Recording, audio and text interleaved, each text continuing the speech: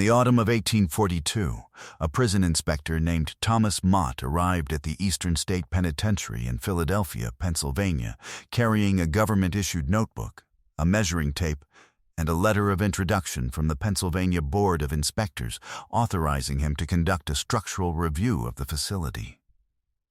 He spent 4 days inside. He measured cell dimensions. He counted windows. He recorded the orientation of every corridor and every cell block relative to magnetic north.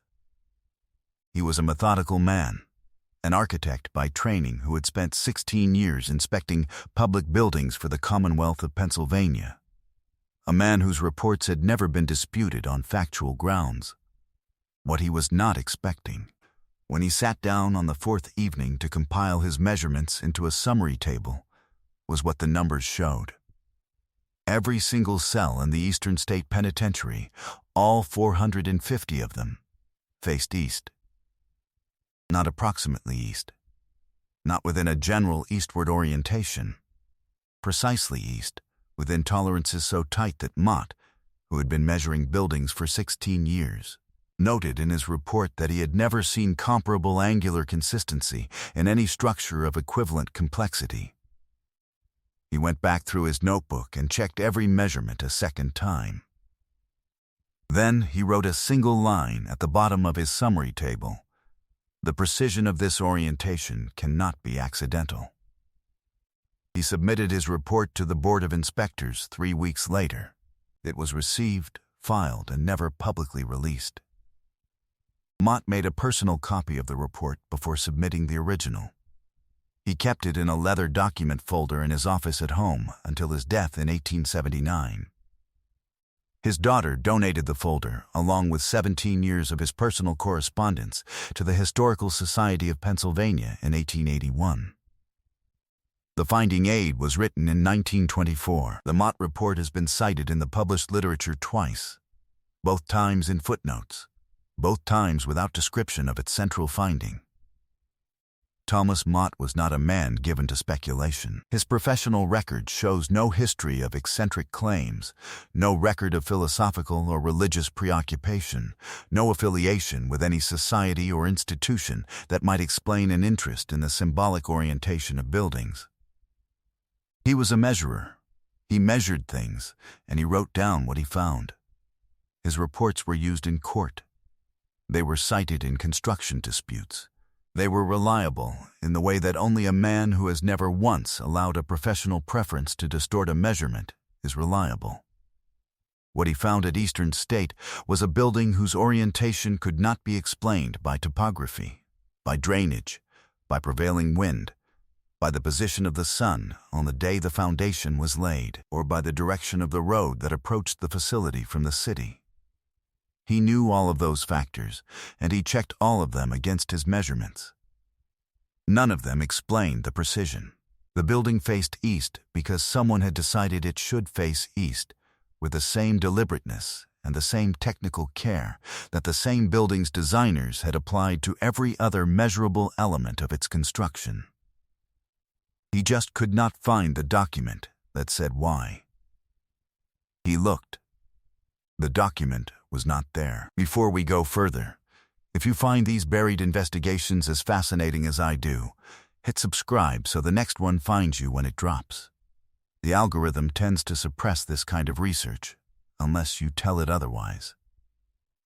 Now, back to what Thomas Mott measured in 1842, and what a century and a half of prison construction records reveal when you lay them side by side. To understand what Mott had found, we have to understand something about how prisons were built in the 19th century and who was doing the building. The Eastern State Penitentiary was not an ordinary government construction project. It was the first institution of its kind in the world.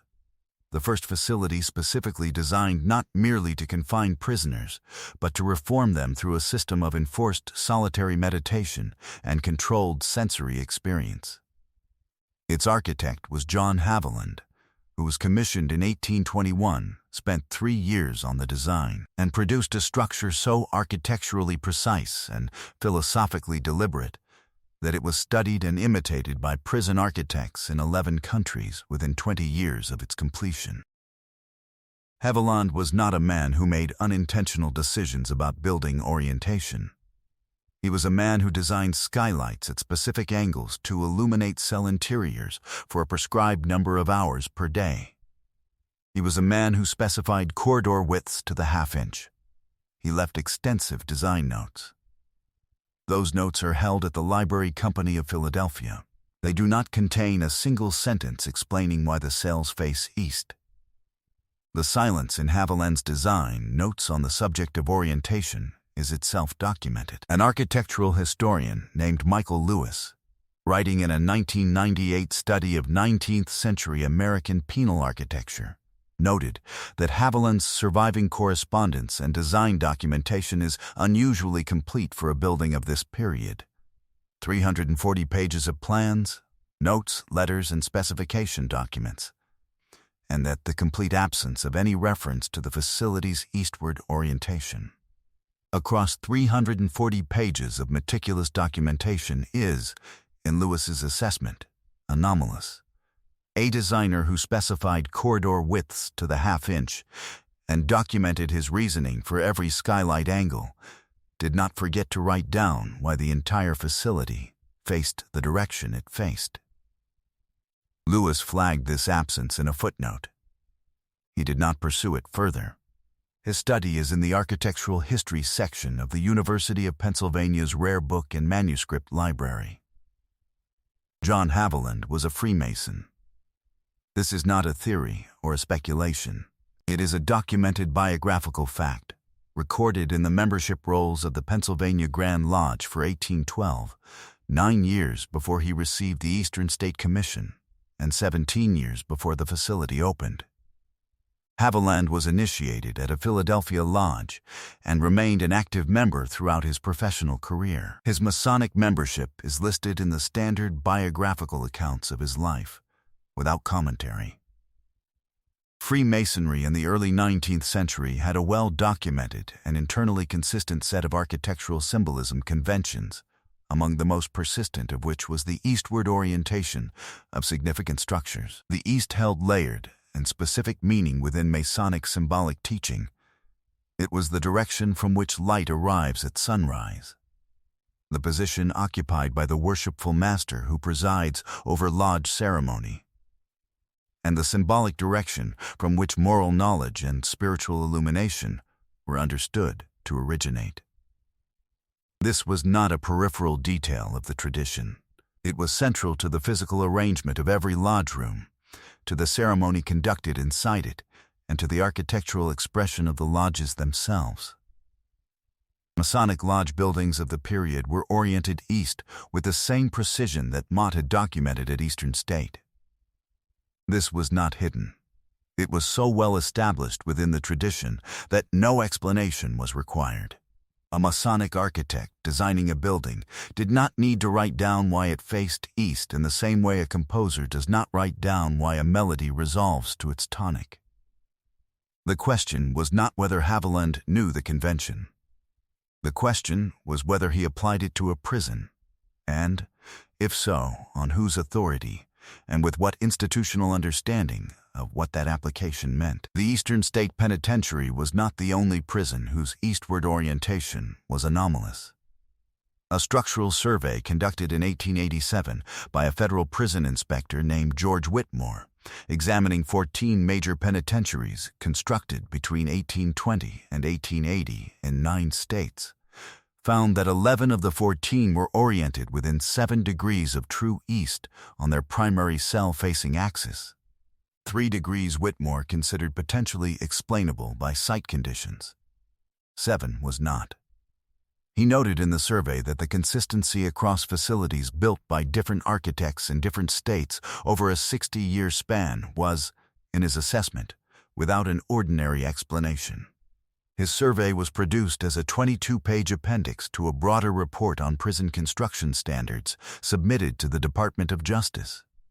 The appendix was flagged by a departmental editor as not relevant to the primary subject of the report and removed before publication.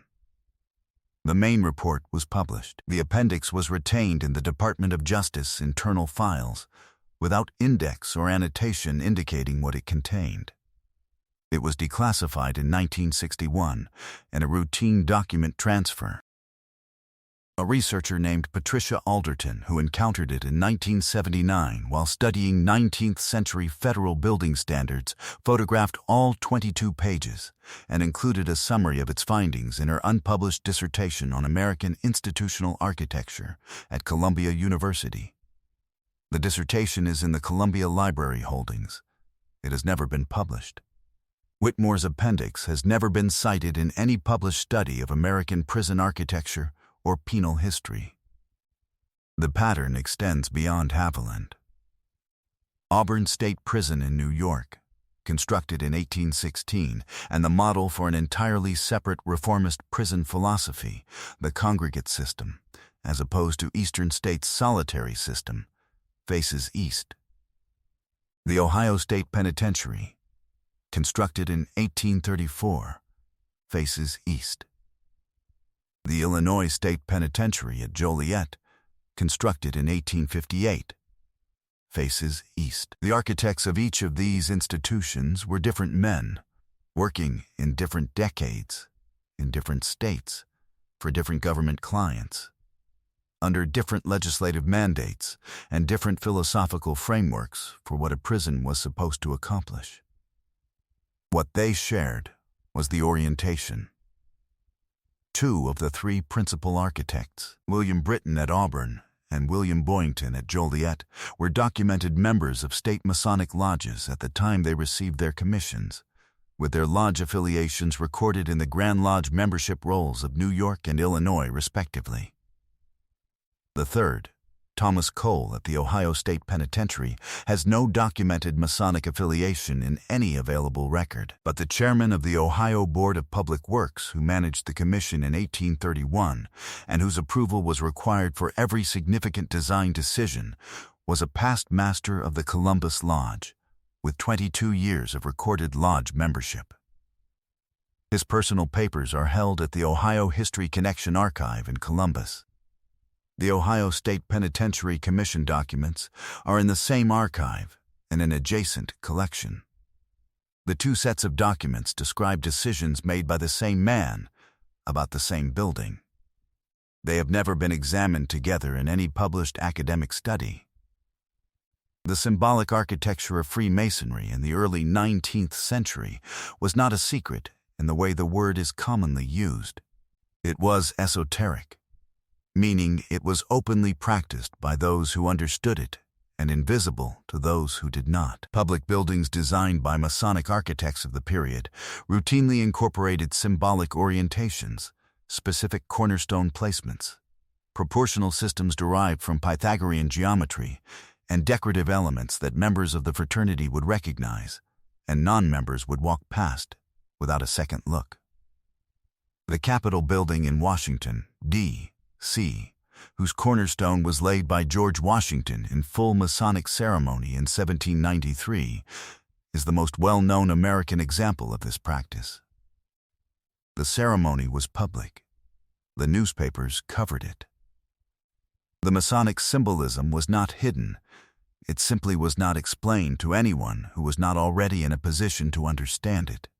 What is less well known is that prison design was a specific area of Masonic philosophical interest in the early 19th century, and for a reason that made the application of Masonic architectural conventions to a prison not a contradiction, but a logical extension.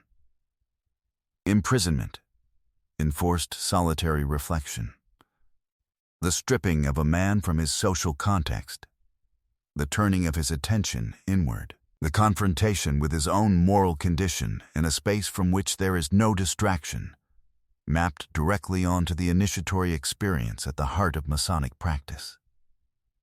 A man who entered Masonic initiation was placed in darkness, separated from what he knew, and brought through a staged process of moral and symbolic instruction toward a new understanding of himself. The reformist prison philosophy of the 1820s described exactly the same process in secular terms.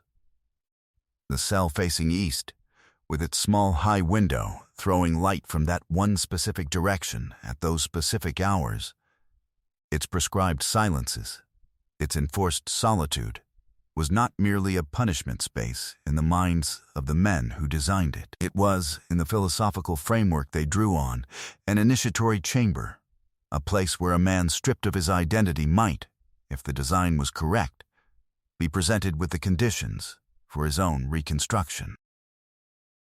Whether or not the inmates were told any of this is not the question. The designers knew what they were building. The orientation was not incidental. It was the point.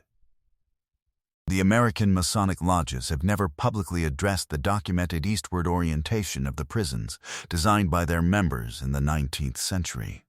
They have never explained why John Haviland's 340 pages of design documentation for Eastern State Penitentiary contain no reference to the building's precise eastward orientation. They have never explained why George Whitmore's 1887 Federal Survey, the only systematic measurement of prison orientations in the 19th century federal record, was removed from a published report before it could reach the public.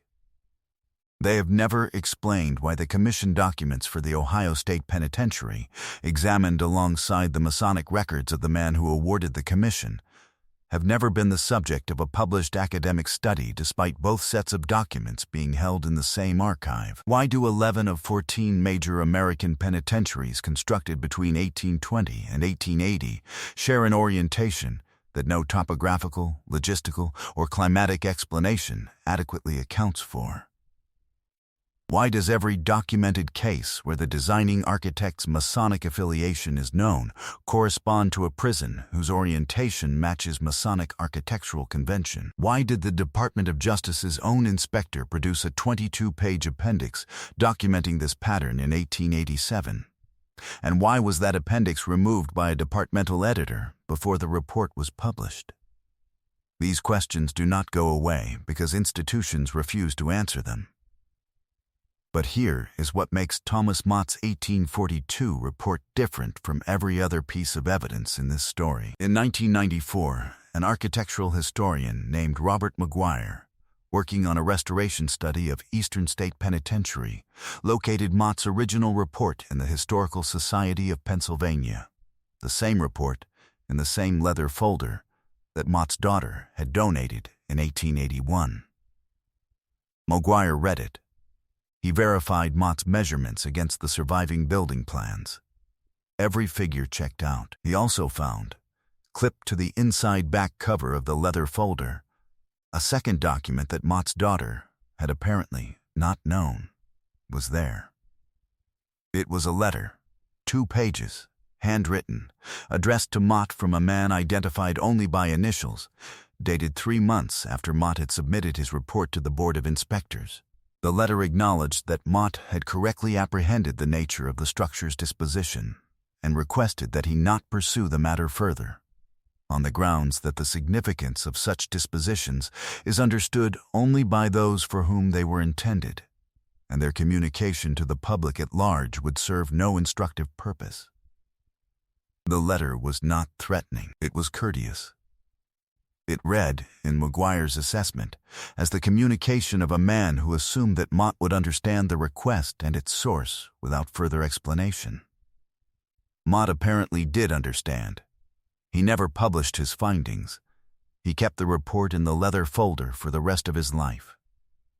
The letter was still clipped to the inside cover when McGuire opened it in 1994. McGuire described this discovery in a footnote in his restoration study. The restoration study was submitted to the Eastern State Penitentiary's Historic Structures Report in 1995. It is an internal preservation document. It has never been published. The prisons that generations of Americans were held inside, whose walls and silences were designed to break and rebuild the identity of the men confined in them, were oriented, precisely, measurably, deliberately, in a direction that their designers drew from a symbolic tradition that those designers never disclosed to the public institutions that commissioned their work, and that those public institutions never thought to ask about. The cells faced east because the men who built them believed that east meant something, that the light which arrived through a small high window from that specific direction at those specific hours of the morning, was doing something specific to the man sitting below it in the silence. Whether that belief was correct is a separate question. Whether the inmates experienced anything that the designers intended is a separate question. Those questions have answers too, and they are not comfortable ones. What is not a separate question is whether the belief existed, whether it shaped the buildings, and whether the documentation of it was removed from a federal report before publication, filed in the footnotes of academic studies that no one pursued further, or clipped to the inside cover of a leather folder and kept private for 150 years. That is not a theory. Those are archives. They have been there, in the same folders and the same finding aids, since the men who made them put them there. These stories survive because people refuse to stop asking.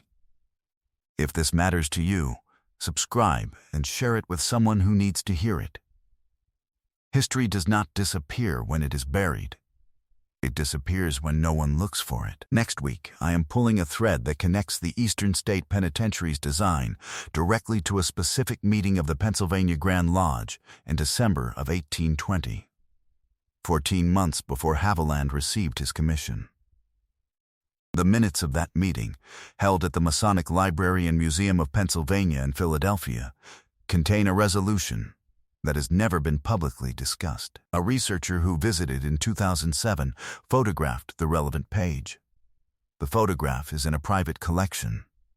The resolution names a building type. You will not want to miss it.